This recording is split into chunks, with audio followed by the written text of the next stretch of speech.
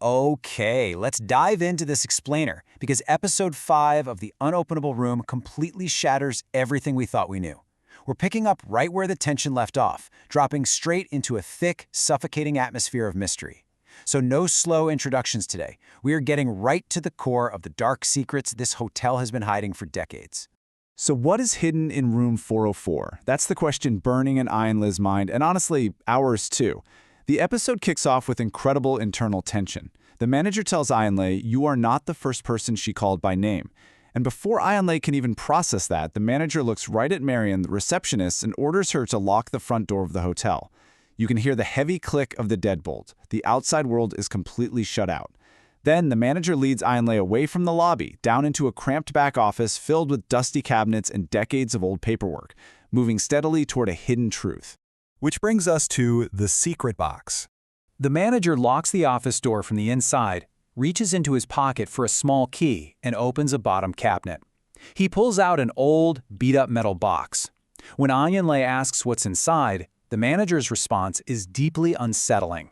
He admits these are things he really should have thrown away years ago, but he just couldn't. He kept them because for 40 years, he desperately needed to understand what truly happened in this hotel. As he opens the metal lid, we literally see the anatomy of a decades-long mystery.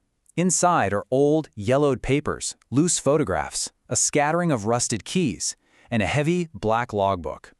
Now, this is a physical ledger used to register hotel guests long before computers were ever a thing. And this dusty book? It holds the terrifying history of room 404. Let's look at the list of the chosen people. The narrative sharply escalates here. The manager slips through the brittle pages to a spot marked with a small slip of paper. He explains that after Sarah initially disappeared, room 404 was locked tight. For 3 entire years, the room sat empty. No one was allowed inside. But then a chilling timeline began. You see, this isn't just a list of guests. It's a list of victims spanning decades. The manager points to these specific names. Every single one of these people came to a fully booked hotel. Every single one of them saw room 404 and demanded to stay in it, despite being told they couldn't. Every single one of them eventually heard a voice, and every single one of them suffered a mysterious, dark fate. Let's look closely at the very first name on that list, Kabdiraxman Warsame, in 1989.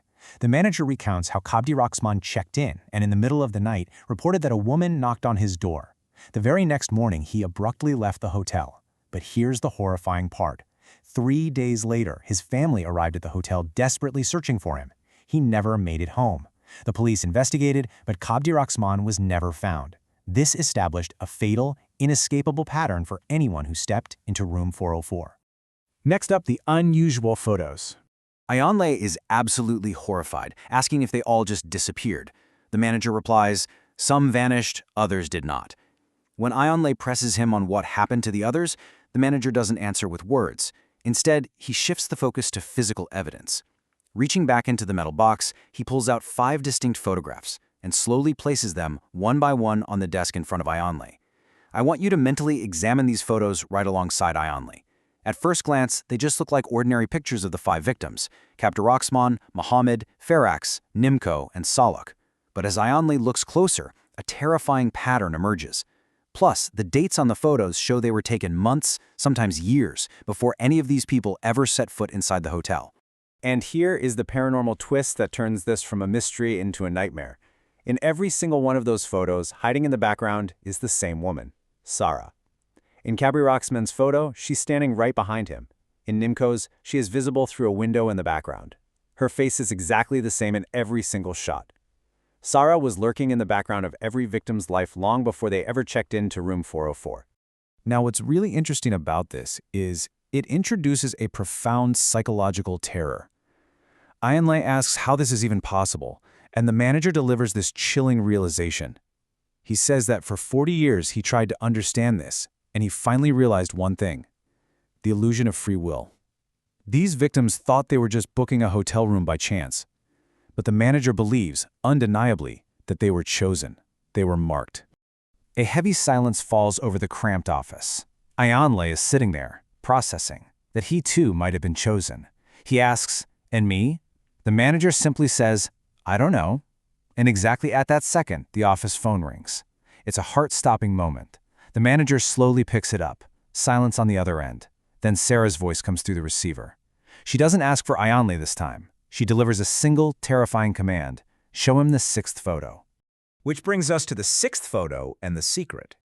The manager's face goes completely pale. Ayanle notices there are only 5 photos on the desk. He demands to know what Sara means. The manager is silent, but with trembling hands, he reaches deep into the very bottom of the metal box and pulls out an old, worn envelope. This leads to the ultimate question of the episode.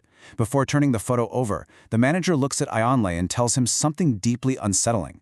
He says, "I have held on to this photograph for 27 years. I have been waiting for the day the person in this picture would walk through the hotel doors." Ayanle's panic is rising, his heart pounding in his chest. He reaches out, takes the photograph, and turns it over.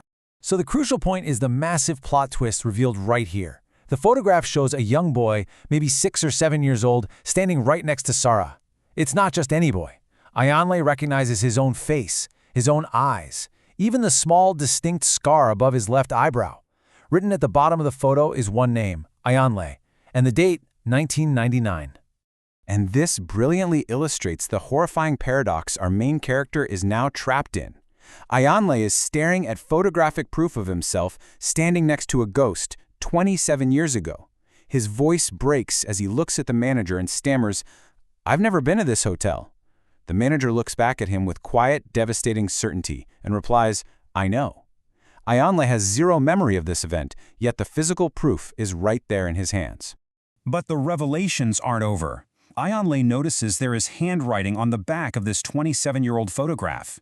He flips it over and reads a desperate, frantic warning scrawled in pen. When he returns, do not let him remember room 404. Someone knew Ayanle would come back to this hotel as an adult, and they were terrified of what would happen if his memories were unlocked. Ayanle stares at the handwriting, completely paralyzed. He looks up at the manager and asks the only question left to ask. Who wrote this? The manager meets his eyes, and in a hushed, dramatic whisper, drops the final bombshell of the episode. Your mother. And that is exactly where the episode cuts to black. It leaves us completely stunned. We have to ask ourselves, how did Ayanle's mother know about room 404? What happened to Ayanle in 1999? Muksuis Yehai Hususta Laga Karyed. What is the hidden memory? These are the cliffhanger questions that leave us absolutely desperate for the truth as we head into episode 6. Thanks for joining me on this explainer, and I'll catch you in the next one.